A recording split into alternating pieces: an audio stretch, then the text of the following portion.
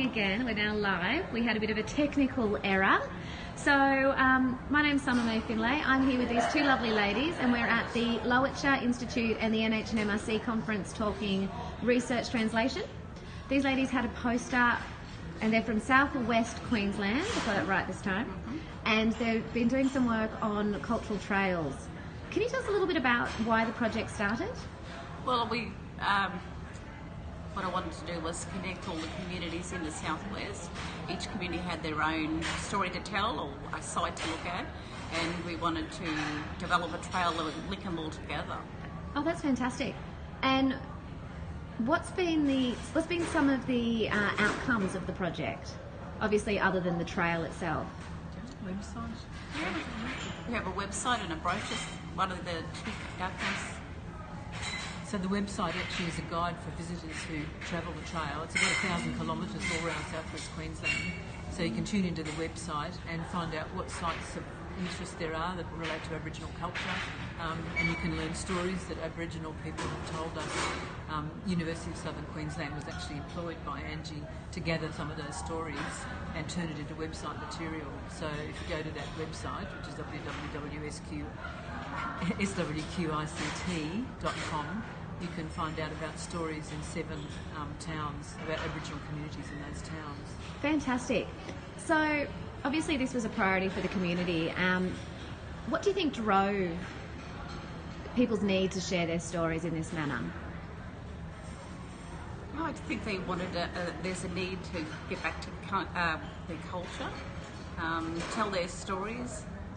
Educate people too, isn't it? It's educating tourists and other people. Be proud of what they have in their community. Yeah.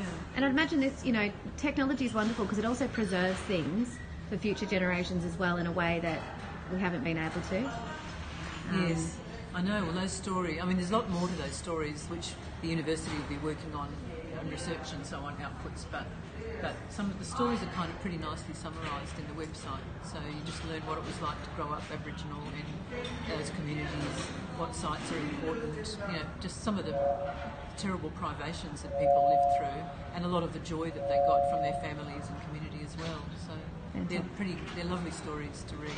Nice. So it sounds like lovely stories, but also possibly some challenging stories in there as well. Yeah, some of them.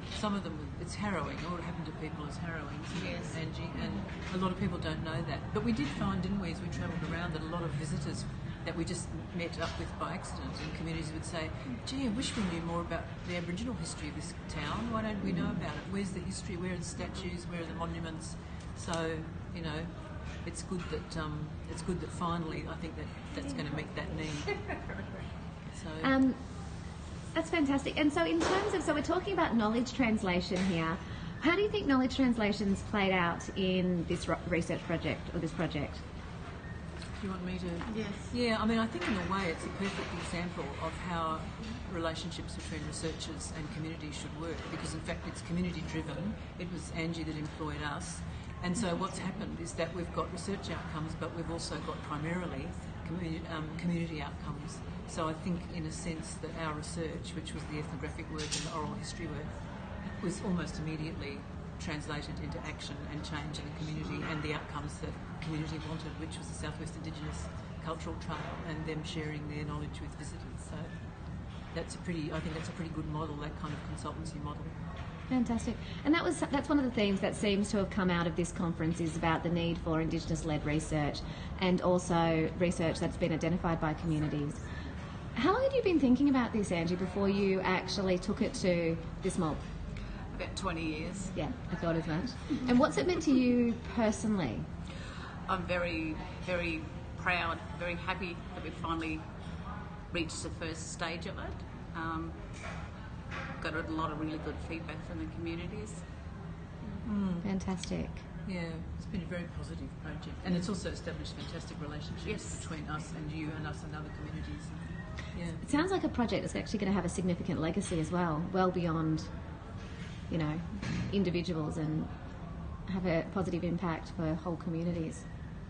Yes, I think so. It certainly will, and we've got a PhD student who's also looking at impacts on social and emotional well-being of reconnecting with culture in projects that are involved in this trail. So And we've also set up an evaluation strategy so that in a few years' time, an evaluator will be able to go back and say, well, what impacts did it have on social and emotional well-being?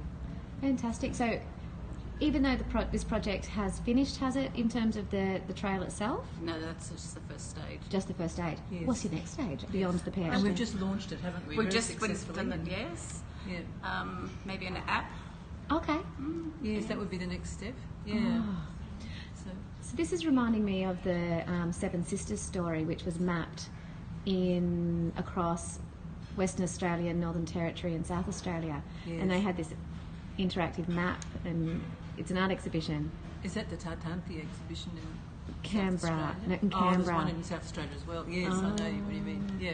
Yeah, it's amazing. I went down and saw that and felt very privileged to have been able to see part of those stories. So I'm sure other people are feeling that when they see your stories and are going through the trail. So where does the trail start?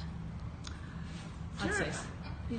Durum, well, they come in. It's a loop, so it runs around. Okay. So they come in. We first started at Durrumbandi, so they either go Durrumbandi, St George, Surat, Okay. Roma, Mitchell, Charleville, Cunnamulla, and and back home. Oh, fantastic. So, peeps, if you want to actually check it out, that's where you need to go. So, is there anything else you want to add about the project that I haven't asked you about? No, I don't think so. It's it's just being launched, so it's very new, and we're hoping that lots of other projects will flow on from it. Fantastic. Well, we'd be happy to tweet about it as well, and so make sure you share it with us on Twitter. Great. I'm just going to switch it off, so stay there.